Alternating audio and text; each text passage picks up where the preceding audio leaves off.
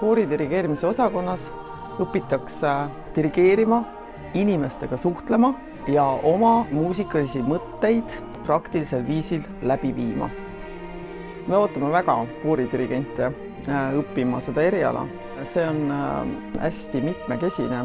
Suur osa sellest hõlmab kindlasti võimalus inimesi haarata, inimesi kaasata, neid juhtida ja kõige olulisem muidugi läbi muusika oma interpretatsioonilisi mõtteid väljendada.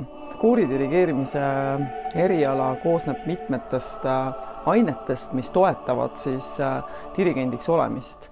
See on partituuri lugemine, see on klaveri mängimine ja klaverimängu oskuse pidev lihvimine.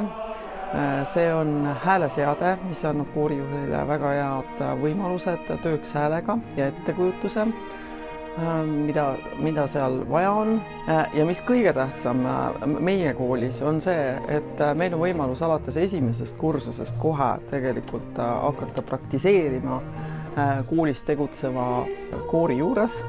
Et selleks, et saada aimu, mis tunne on lisaks sellele, et me klassiruumis teeme süvitsi tööd, mis tunne on päriselt koori juhatada, inimestega suhelda, kas nad tegelikult saavad minust aru või ei saa. Nii et terve see õpe on hästi palju praktiline.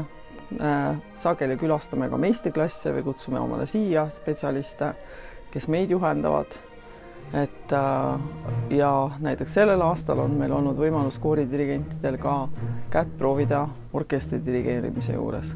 Nii et väga mitmekesine, laiapõhjaline eriala, mis annab tulevikuks iseenda puhul võin öelda head võimalused tööd saada mitmes erinevas muusikaga seotud valdkonnas, aga mitte ka ainult muusikaga seotud valdkonnas, vaid ma arvan valdkondades, mis tegelevad inimestega ja nende juhtimisega, sest et nii palju kui mina tean, siis väga palju selle eriala omandanud inimesed tegelevad täna just nimelt selliste suurte juhtivate organisatsioonide juures.